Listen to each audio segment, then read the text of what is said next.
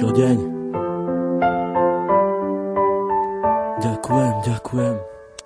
Dala si mi krídla, ja vzletel som nad oblaky. Dala si mi všetko, aj keď občas černé mraky, z ktorých cítili sme obidvaja veľké napätie, ale nevzdali sme sa, radšej pokúšali sa potiahnuť to všetko ďalej. Stále mi dodávaš nádej, stále väčšiu a väčšiu. Čo s tebou zažijem, to už s nikým nechcem skúsiť. Nenechám si ťa vziať, to už nemôžem dopustiť. Aj keď sám dobre viem, že nie som najlepší, ale ty tu pre mňa si na to, aby som nepodlehal poklesom, ale práve naopak, aby som sa držal hore spolu s tebou. Si aniel, ktorý chráni moje ja. Si aniel, ktorý priletel mi priamo tu z neba, ktorý chcel mi povedať, ako strašne mám rád. Za to ti ja ďakujem, poďakujem aj stokrát.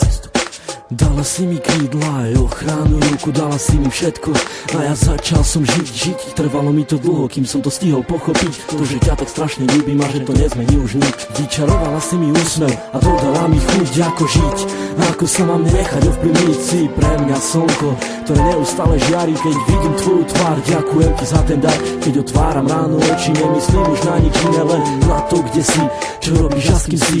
A kedy budem s tebou, kedy dám ti krásny bosk, kedy chytím ťa za ručky, vtedy viem, že nemám dosť, ale prežívam radosť stále, keď sme spolu sami a nič nerobíme, len pri sebe ležíme. Vtedy nenachádzam slov, vtedy cítim sa jak otrok, ktorý je fakt iba tvoj.